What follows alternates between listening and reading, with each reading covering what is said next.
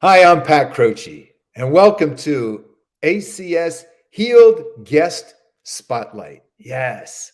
So we have some great guests each and every week, and this time we have Tawana Thomas-Johnson.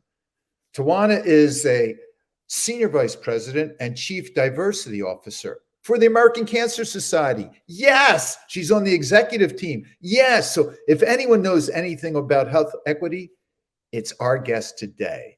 Welcome, Tawana. Come on. Hello. How are you? I am doing great, and I love those red glasses. I love yours. Thank you. I didn't know. Who would have guessed? So, Tawana, I really want to know, give us the down and dirty.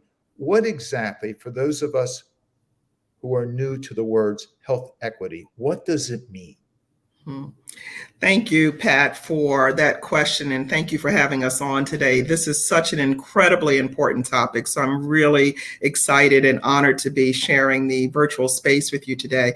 So when I think about health equity, and when we think about health equity at the American Cancer Society, we are really thinking about it through the lens of everyone having a fair and equitable opportunity for optimal health, right? And when we think about cancer, right? We know that cancer affects everyone, but it does not affect everyone equally. There are populations that bear a disproportionate burden of cancer. And so when we talk about advancing health equity, advancing cancer equity, we're talking about ensuring that everyone has a fair and equitable opportunity to find cancer, prevent cancer, and survive cancer.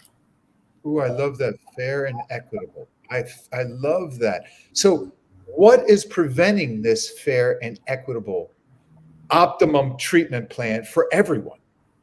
Yeah, that's a really good question. And I think it's really rooted in structural issues that many populations experience when it comes to accessing quality health care. We know that there's a role that systemic racism plays in preventing some populations from being able to have access to high quality care. We know that there's socioeconomic factors that it disadvantaged certain populations. And so when you look at the systemic issues around not only accessing quality health care, but just even knowing where to start, right? You don't know what you don't know, right? And so the awareness and the education really has to happen in very intentional ways in populations that bear the disproportionate burden of cancer so that we can begin to level the playing field and to really advance equity in cancer care.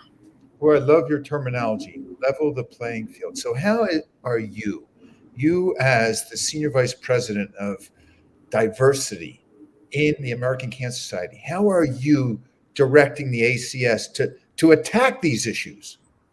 That is such a great question. And I am very privileged and honored to be a part of an organization that has made a very clear commitment to advancing health equity. So for us, health equity is not this standalone thing that's owned by one team or one department within the organization. We are really looking at health equity across the three pillars of our work: patient support, advocacy, and discovery, which for us is research. So we get to work very closely with our colleagues within those pillars to think about strategies and interventions that will allow us to move the needle so that people, again, we're preventing cancer, right? We want to make sure that we do that to the extent that we can. And then if there is a diagnosis, how are we helping populations? How are we helping individuals move through treatment in a way that results in favorable outcomes? And so we get to work with lots of wonderful colleagues across the organization who are deeply committed to this work. Oh, I love that. I love moving the needle, even if you can just move it just a little bit. So what would be your recommendation just to tick that needle up just a little bit? What can we do?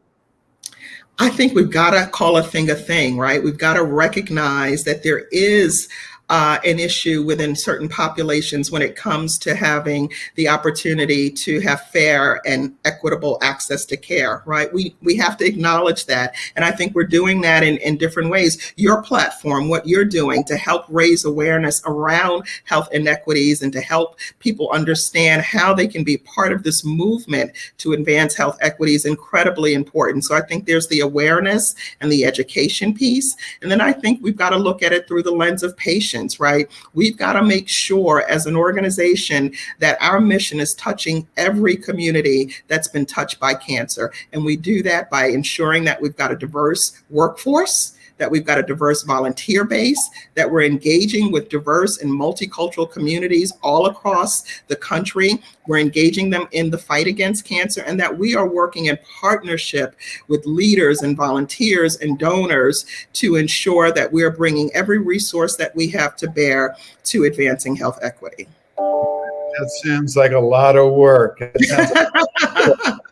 Whoa, that's just wrap the United States up together, and let's follow you with those beautiful red glasses. Now, looking through those beautiful red glasses, I know that screening is vital to help prevent cancer or to diagnose cancer prior to it running amok. How can we deal with the health inequities to get people so that they take screening or have screening available to them?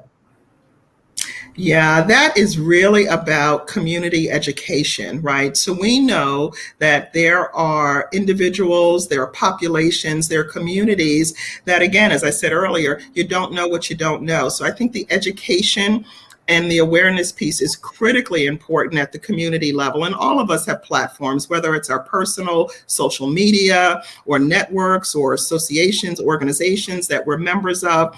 Let's get out there and, do our due diligence and share with individuals that we're connected with the importance of cancer screenings. And let's make sure that populations that for whatever reason have been historically disenfranchised, that they're aware of the ACS recommendations related to cancer screenings. One of the things that I think is so important, and we heard this from some of our African-American national partners, is education is critical. Right? Education is critical to closing the gap when it comes to health disparities and cancer disparities in particular. And I think the other piece of that is sort of recognizing that there's a degree of mistrust, right? But who better than the American Cancer Society and our partners and volunteers like yourself, Pat, to help us bridge the mistrust and ensure that communities are getting access to the information that they need around cancer prevention and early detection. So what is the ACS doing to help in the social media world to get this message out? Because obviously that's the call to action, right?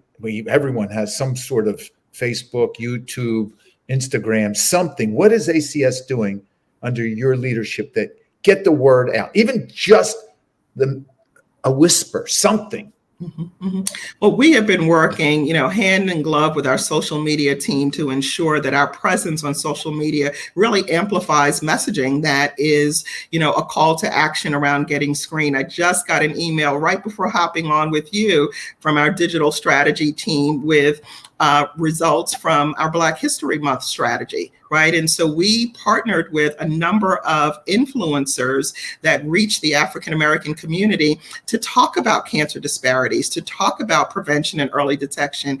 And again, by working in partnership with community members and influencers and leaders, those that have the voice and the trust of the community, we're able to amplify our message and get it out in ways that we could not do without our partners and without those collaborations. And so, Black History Month is a perfect example of what you just described. Oh, that's wonderful. And the voice, you have such a wonderful voice and a way of sharing what needs to be done. What can I do? In addition to recognizing there's a problem, how can we help with the solution? Well, I think it's everything, Pat, that you're already doing. Again, your platform, using your access, your reach is tremendously helpful to what we're trying to do in this space because, the ACS is wonderful. We've got wonderful colleagues that make up the ACS team. but it's working in partnership with partners like yourself to carry the message forward and to mobilize people in ways that resonate with them. That's really what it is, right? Like, how do we take the messaging that we've developed around prevention and early detection and deliver it in such a way that it resonates with folks and calls them to action around screening?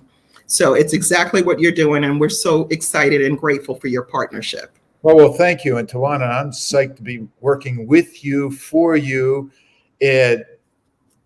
blazing new trails for you, because it's our voices that have to be heard and believed, because you said fear, distrust, mistrust, they're all out there. How can we put those to bed? And it's you. I would like you to leave us with one last thought that we can put to bed.